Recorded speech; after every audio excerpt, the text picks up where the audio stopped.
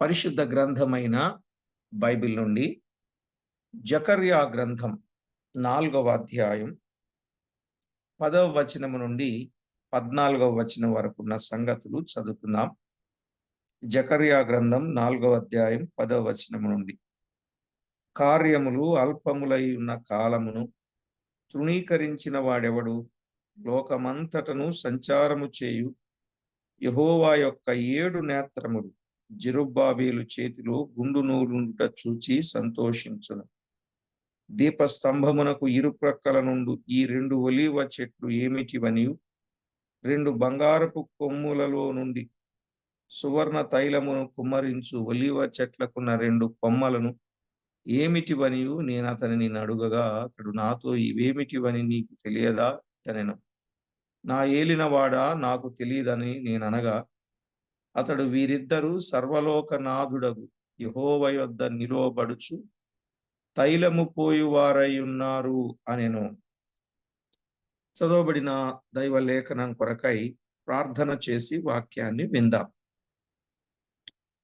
పరిశుద్ధుడవైన మా తండ్రి, పరమందు ఆసీనుడవైన మా దేవ, మీ ఘననామానికి వందనాలు, స్తుతులు, స్తోత్రాలు చెల్లిస్తూ ఉన్నాం. మా ప్రాణప్రియుడా, ప్రాణనాథుడా, సహాయకుడవైన మా ప్రభువా, కనికర సంపన్నుడా, కృపాసత్య సంపూర్ణుడా, అద్వితీయ సత్యదేవుడా, ఆరాధ్య దైవమా, మహిమగల మా ప్రభువా, మీకు స్తోత్రము చెల్లిస్తున్నాం. మమ్మల్ని ఎంతో ఎక్కువగా ప్రేమించిన దేవుడవు, సహాయకుడవైన దేవుడవు, కరుణా వాత్సల్యములు గల దేవుడవు, కృపచూపిన దేవుడవు. మా బ్రతుకులో మరో నూతన దినాన్ని మీరు ప్రసాదింపజేసి, మా బ్రతుకులో మీరు చేసిన ఉపకార మహోపకారములన్నింటిని బట్టి మిమ్మల్ని స్తుతిస్తూ, ఉదయకాలపు మీ పాద సన్నిధి పెందలకడనే వచ్చి మీ సన్నిధిని అనుభవించే భాగ్యం మాకిచ్చినందుకై స్తోత్రములు. మా ప్రియ ప్రభువా, అన్ని విషయాలలో తగిన మీ సహాయం ఇచ్చి నడిపిస్తూ మేలు చేస్తూ ఉన్నందుకు కృతజ్ఞతాస్తుతి స్తోత్రాలు వందనాలు మీ నామానికే చెల్లించుచు, మా ప్రాణనాథుడు, ప్రియుడు, మా రక్షకుడునైన యేసు క్రీస్తు అతి శ్రేష్టమైన అమూల్యమైన నామమున స్తోత్రములు చెల్లించి స్తుతించి ప్రార్థించి మిక్కిలి వినయముగా బ్రతిమిలాడి వేడుచూ ఉన్నాం మా ప్రియ పరలోకపు తండ్రి. ఆమేన్. ప్రభునందు ప్రియులారా, చదువుకున్న దైవ లేఖనములో చాలా విషయాలు మనము నేర్చుకుంటూ ఈ అధ్యాయంలో వచ్చాం. 6 సంగతులు. 6వ విషయాన్ని కార్యములు అనే విషయాన్ని మనం విన్నాం. అల్పములై ఉన్న కాలమున తృణీకరించిన వాడెవడు అని 10వ వచనంలో ఉన్నట్టు, దీని భావం 15 సంవత్సరాలలో మందిరపు పని ఆగిపోయినప్పుడు శత్రువులు ఆ కార్యమును అల్పముగా ఎంచిరి గాని దేవుడే కార్యాన్ని కొనసాగించినట్లుగా అద్భుతమైన రీతిగా మందిరం యొక్క పనిని ఆయన జరిగించినట్లుగా మనము చూచాం. నెహెమ్యా కాలమున కూడా ప్రాకారము కట్టబడుచున్నప్పుడు శత్రువులు అల్పముగా ఎంచారు గాని దైవ కార్యం దేవుడు జరిగించినట్లు చూస్తాం. ఇక 7వదిగా లోకమంతటా సంచారము చేయు యెహోవా యొక్క 7 నేత్రములు. లోకమంతటా సంచారము చేయు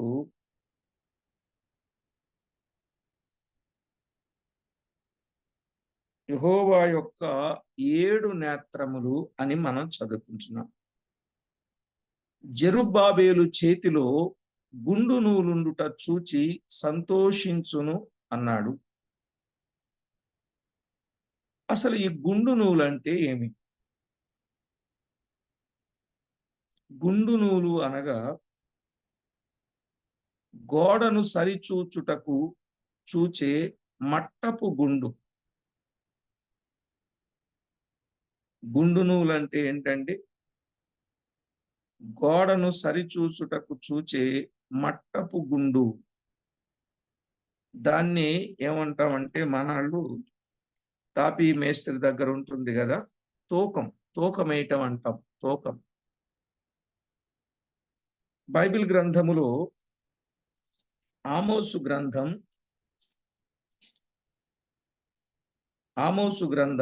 7వ అధ్యాయం 7 నుండి 9 వచనాలు చదువుకుంటే, మరియు యెహోవా తాను మట్టపు గుండు చేత పట్టుకుని గుండు పెట్టి చక్కగా కట్టబడిన ఒక గోడ మీద నిలువబడి ఇట్లు దర్శన రీతిగా నాకు కనబరచెను. యెహోవా, ఆమోసు, నీకు కనబడుచున్నదేమని నన్ను అడుగగా, నాకు మట్టపు గుండు కనబడుచున్నదని నేనంటిని. అప్పుడు యెహోవా సెలవిచ్చున్నదేమనగా, నా జనులకు ఇశ్రాయేలీయుల మధ్యను మట్టపు గుండు వేయబోచున్నాను. నేనికను వారిని దాటిపోను. ఇస్సాకు సంతతి వారు ఏర్పరచిన ఉన్నత స్థలములు పాడైపోవును. ఇశ్రాయేలీయుల ప్రతిష్ఠిత స్థలములు నాశనమగును. నేను ఖడ్గము చేతబట్టుకుని యరొబాము ఇంటి వారి మీద పడుదును అన్నాడు. చూశారా? యెహోవా తాను మట్టపు గుండు చేతబట్టుకుని గుండు పెట్టి చక్కగా కట్టబడిన ఒక గోడ మీద నిలువబడి ఇట్లు దర్శన రీతిగా నాకు కనబరచెను అన్నాడు. ఆ మట్టపు గుండు యొక్క వివరాన్ని ఇక్కడ ఆమోసుకు తెలియజేసినట్లుగా మనము చూస్తున్నాం. నా జనులకు ఇశ్రాయేలీయుల మధ్య మట్టపు గుండు వేయబోచున్నాను. నేనిక వారిని దాటిపోను. మట్టపు గుండు అనేది సరిచేయడానికి, క్రమపరచడానికి, జాగ్రత్త చేయడానికి, సిద్ధపరచడానికి, ఒక వ్యక్తి యొక్క జీవితాన్ని ఎంతో ఎంతో జాగ్రత్త చేయడానికి సరిపోయినటువంటిది మట్టపు గుండు అని మనకు అర్థమవుతుంది. ఓ ప్రభునందు ప్రియులారా, బైబిల్ గ్రంథములో వ్రాయబడిన సత్యాన్ని మనము జాగ్రత్తగా ఆలోచన చేసినప్పుడు ఇందులో ఉన్న వాస్తవికత. కనుక మట్టపు గుండు అనేది సరిచేసేది, సరిచూచేది, సరిగా లేని వారిని సరిచేసేది అనే విషయాన్ని మనము గుర్తించవచ్చు. ఎంతమంది ఎగతాళి చేసినా తృణీకరించిన జెరుబ్బాబేలు గుండు నూలును పట్టుకుని ఉన్నట్టుగా మనము చూస్తున్నాం. ప్రభునందు ప్రియులారా, పరిశుద్ధ గ్రంథమైన బైబిల్ నుండి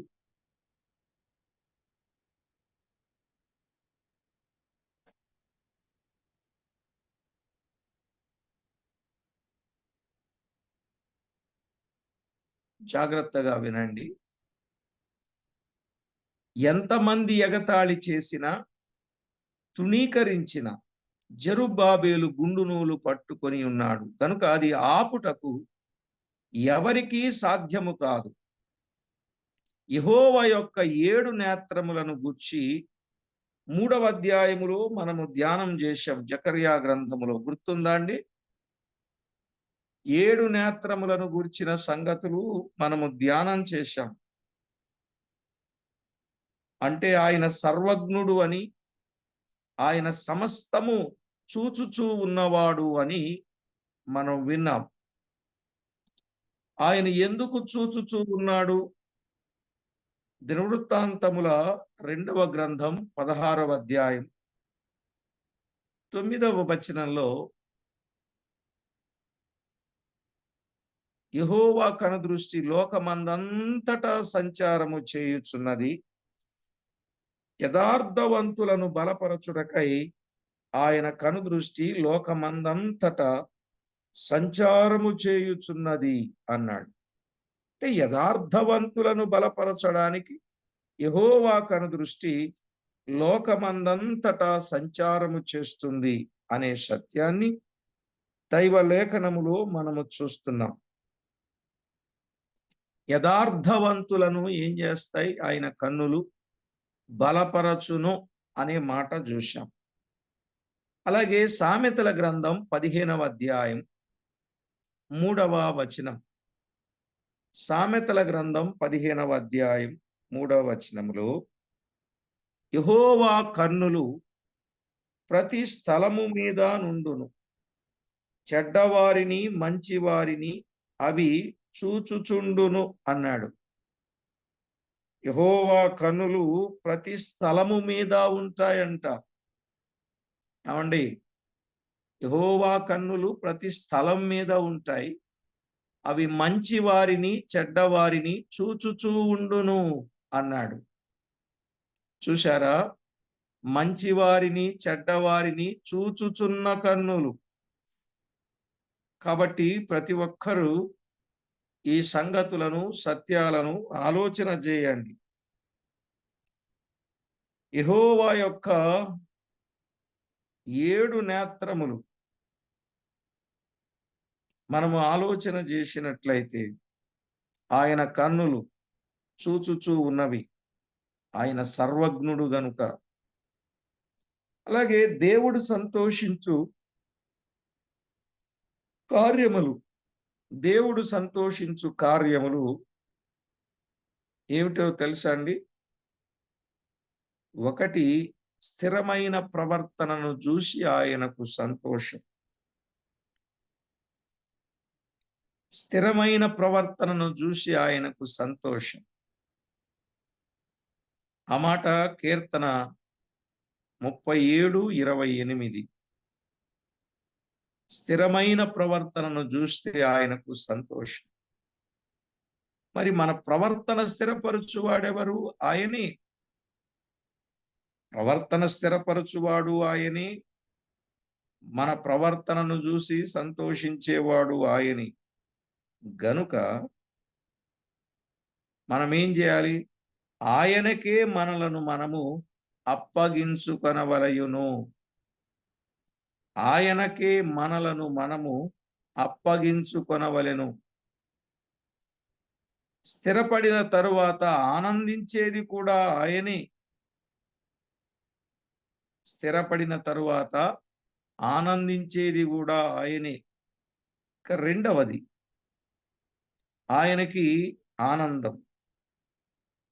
ఆయన కృప కొరకు కనిపెట్టుకొనవలెను గాని దేని కొరకు కనిపెట్టుకోకూడదు. ఎందుకంటారా? యెహోవా కృప కొరకు కనిపెట్టుకొను వారిని చూచి ఆయన ఆనందించును లేదా సంతోషించును. యెహోవా కృప కొరకు కనిపెట్టుకునే వారిని చూసి ఆయన ఆనందిస్తాడు, సంతోషిస్తాడు.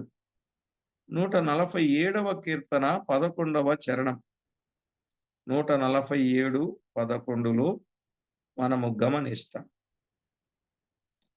ఆయన కృప కొరకే మనము కనిపెట్టవలెను గాని మన స్వశక్తి మీద ఆధారపడకూడదని.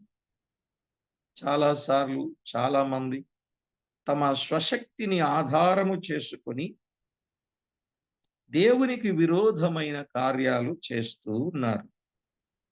దయచేసి మనము అలాగున ఉండేవారంగా మనం ఉండకూడదు. స్వశక్తిని ఆధారము చేసుకోకూడదు.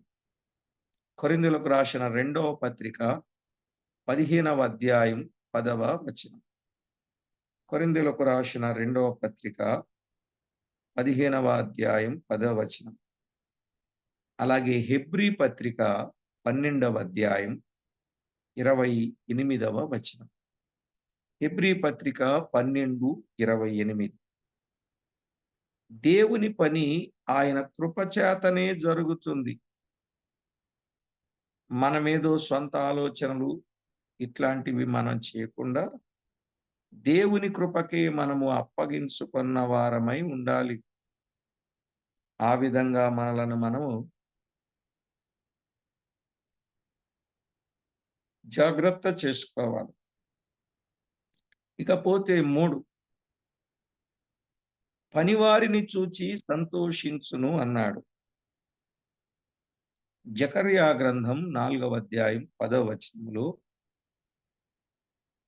పనివారిని చూసి సంతోషించు. పనివారిని చూసి సంతోషించును అంటే, జెరుబ్బాబేలు చేతిలో గుండు నూలుండుట అనగా, జెరుబ్బాబేలు దేవుని మందిరపు పని చేయుచుండగా ఆయన చూచి సంతోషించును అనే భావమండి. అర్థమైందండి? జెరుబ్బాబేలు చేతిలో గుండు నూలుండుట ఆయన చూచి, అంటే ఆయన మందిరము దాని యొక్క పని ఆయన చేయుచూ ఉండగా చూచి ఆయన సంతోషించు. సరే, ఈ దినాలలో కూడా దేవుని పని చేయు వారిని చూచి ఆయన సంతోషించును. ఈ దినాల్లో కూడా దేవుని పని చేయు వారిని చూచి ఆయన సంతోషిస్తాడు. కనుక దేవుని పని చేయడం ఎంత గొప్పదో, ఉన్నతమైనదో ప్రియులారా, అది దేవదూతలకు అప్పగించబడలేదండి. దేవదూతలకు అప్పగించలేదు గాని అయోగ్యులమైన మనకు దేవుడు ఆ పనిని అప్పగించాడు. వారికి అప్పగిస్తే దూతలకు ఎప్పుడో పని సమాప్తి చేసి దేవునికి అప్పగించేవారు. కానీ వారికి అప్పగించకుండా మనకు అప్పగించాడు. కానీ మనం ఏం చేస్తున్నామంటే, మన సొంత పనుల్లో మనము నిమగ్నం అవుతున్నాము గాని దైవ కార్యాలలో నిమగ్నం కాకపోతున్నాం. దేవుని పని పూనుకొని పని చేయలేకపోతున్నాం. అది చాలా బలహీనత. ఒక విధంగా చెప్పాలంటే అది భక్తిహీనత అని కూడా చెప్పొచ్చు. సరే, ఏది ఏమైనా ప్రియులారా, దైవ లేఖనములు మనము చూస్తున్నప్పుడు అసలు మన పరిస్థితి ఎట్లా ఉంది, మన ప్రవర్తన ఎలా ఉంది, ప్రతి విషయంలో ఆయన కృప కొరకు కనిపెట్టుచున్నామా లేదా, ఆయన అప్పగించిన పనిని సరిగా నెరవేర్చుచున్నామా లేదా, ఆయన్ని అసలు సంతోష పెట్టుచున్నామా లేదా అని మనలను మనము పరీక్ష చేసుకోవాలి.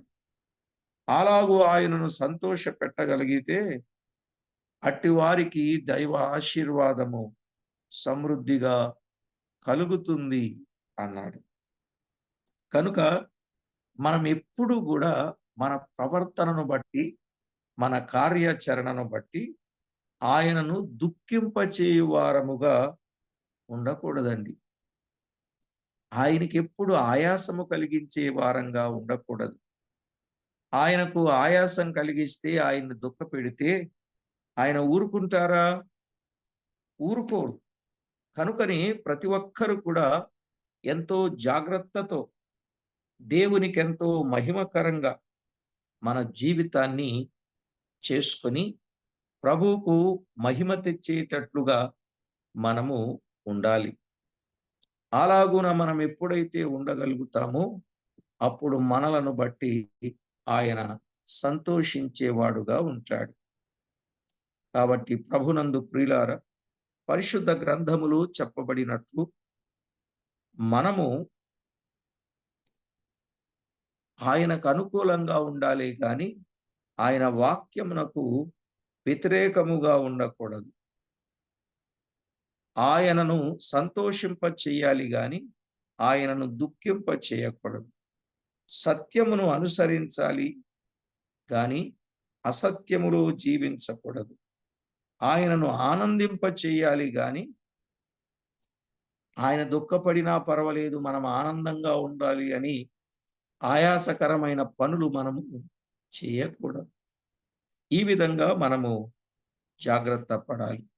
ఎప్పుడైతే మనము ఆయనను ఆనందింపజేసే వారముగా ఉంటామో అప్పుడే ఆయన వచ్చినప్పుడు బళా నమ్మకమైన మంచి దాసుడా అని చెప్పి 3వ అధ్యాయములో మనము చూశాం కదా, చక్కని అధికారము ఉన్నది, ఆ అధికారాలు ఇవ్వగలడు. గనుక ఆయనను ఆనందింపచేయుట మన బాధ్యత. ఇక 11 నుండి 14 వచనాలలో మనము ముందే ధ్యానం చేశాం. 11 నుండి 14 వచనాలలో ఆ చెట్లు కొమ్ములు జెరుబ్బాబెలును సూచించుచూ ఉన్నవి. 11 నుండి 14 వచనాలలో ఆ చెట్లు కొమ్ములు జెరుబ్బాబెలును సూచించుచూ ఉన్నవి. ఒలీవ నూనె ఆత్మ అని మనము తలంచాం. ఒలీవ నూనె ఆత్మ అని తలంచి, అలాగూ ప్రభు చేతిలో మనము సామాన్యులమని ఎరిగి గర్వించక ఆయన మీద ఆధారపడి ఆయన పని చేసిన ఆయనను ఆనందింపచేయువారముగా ఉంటాం. అర్థమైందండి? ఆయన పని చేసే వారంగా మనము ఉంటాం. గనుక ఇందులో మనము త్రిత్వాన్ని కూడా చూడగలం. 2 ఒలీవ చెట్లు తండ్రి అయిన దేవునికిని కుమారుడైన క్రీస్తుకును సాదృశ్యముగా ఉన్నాయి. ఆ 2 ఒలీవ చెట్లు తండ్రి అయిన దేవునికి కుమారుడైన క్రీస్తుకు సాదృశ్యంగా ఉన్నాయి. ఈ 2 ఒలీవ చెట్లలో నుండి వచ్చుచున్న నూనె పరిశుద్ధాత్మ అని మనం అర్థం చేసుకోవాలి. ఏమండి? ఈ 2 చెట్లు తండ్రికిని కుమారునికిని, అందులో నుండి వచ్చుచున్న నూనె పరిశుద్ధాత్మకు గుర్తు. అలాగునని ఆయన దేవుని ఆత్మ, క్రీస్తు ఆత్మ అని మనం చూస్తాం. రోమాపత్రిక 8వ అధ్యాయం 9వ వచనములో ఆయన దేవుని ఆత్మ, దేవుని ఆత్మ, క్రీస్తు ఆత్మ అంటే ఒక ఒలీవ చెట్టు తండ్రి, ఒక ఒలీవ చెట్టు కుమారుడు. ఈ 2 ఒలీవ చెట్లలో నుండి వచ్చినటువంటి ఆ నూనె పరిశుద్ధాత్మకు గుర్తు. అర్థమైందండి? కనుక దేవుని ఆత్మ, క్రీస్తు ఆత్మ అంటే దేవుని నుండి క్రీస్తు నుండి వచ్చిన ఆత్మ పరిశుద్ధాత్మ. కనుక త్రియేక దేవుని సహాయము ద్వారానే 2 ఒలీవ చెట్లలో నుండి వచ్చిన నూనె ద్వారా దీపస్తంభము వెలుగునట్లుగా, దీపస్తంభము వెలుగునట్లుగా మందిరము కట్టబడును. మందిరం ఏమైతుంది? కట్టబడుతుంది. అలాగే ఇప్పుడు దేవుని సంఘము వెలుగునట్లుగా మందిరము కట్టబడును. దేవుని సంఘము వెలుగునట్లుగా మందిరము కట్టబడును. అలాగే ఇప్పుడు దేవుని సంఘము కట్టబడుచున్నది. ఇప్పుడు దేవుని సంఘము కట్టబడుచున్నది. ఇదే త్రియేక దేవుని కార్యం. సంఘము కట్టబడుతుంది ప్రియులారా. కొరింథీయులకు రాసిన మొదటి పత్రిక 3వ అధ్యాయం 9వ వచనం. కొరింథీయులకు రాసిన మొదటి పత్రిక 3వ అధ్యాయం 9వ వచనం. పునాది మీద కట్టబడుచున్న సంఘమును గూర్చిన విషయాన్ని మనము చూస్తాం. ఎలా కట్టాలో ఆ పనిని గూర్చి చాలా వివరంగా వ్రాయబడింది. అలాగే మత్తయి సువార్త 16వ అధ్యాయం 18వ వచనంలో ప్రభువు చెప్పారు కదా, ఈ బండ మీద నా సంఘమును కట్టుదును అని. అలాగునని ఎఫెసీయులకు రాసిన పత్రిక 2వ అధ్యాయం 22వ వచనం, అపోస్తలుల కార్యములు 2వ అధ్యాయం 22వ వచనం. అక్కడున్న సంగతిని మనము జ్ఞాపకం చేసుకున్నప్పుడు మనకు అర్థమయ్యే విషయం ఏమంటే, ప్రియులారా, అపోస్తలులు ప్రవక్తలు పునాది వేసితిరి. ఆ పునాది మీద ఇప్పుడు కట్టబడుచున్న సంఘం దేవాలయమగుటకు వృద్ధి నొందుచున్నది. ఆత్మ వలన ఆ కార్యము జరుగుచున్నది అనే ఆ సత్యాన్ని మనము గుర్తిస్తున్నాం. కనుక సంఘము కట్టుటలో ప్రియులారా, సహాయము చేయువాడు పరిశుద్ధాత్మ. సంఘమును గూర్చిన సంకల్పం ఎవరిది? దేవునిది, తండ్రిది. సంఘమును గూర్చిన సంకల్పము దేవునిది. మరి సంఘము కట్టడానికి కావలసిన సాధనము, స్వరక్తం ఎవరిది? ప్రభుది, కుమారునిది, క్రీస్తుది. ఇప్పుడు ఆ సంఘమును కట్టుటలో సహాయం ఎవరిది? పరిశుద్ధాత్ముడు. సంకల్పం తండ్రిది, స్వరక్తం కుమారునిది, సహాయం పరిశుద్ధాత్మునిది. ఈ 3 మాటలు గుర్తుపెట్టుకోండి.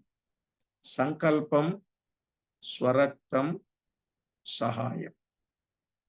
సంకల్పించిన వాడు తండ్రి, స్వరక్తము కార్చిన వాడు కుమారుడు, సహాయపడిన వాడు పరిశుద్ధాత్మ. దేనికి? సంఘము కట్టుటకు. దేనికండి?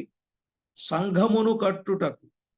కాబట్టి ప్రతి ఒక్కరూ కూడా విషయాలు అర్థం చేసుకొని అనాలోచనగా కాక వివేచన కలిగి దైవ కార్యాల పట్ల ఎంతో జాగ్రత్త వహించాలి.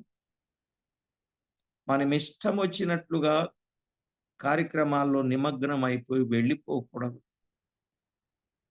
మనము దేవునికి అనుకూలముగా, దైవ చిత్తానుసారముగా దైవ కార్యాల విషయములో దినదినము అనుదినము దేవునికి ఎంతో మహిమ తెచ్చే వారముగా మనము జీవించాలి.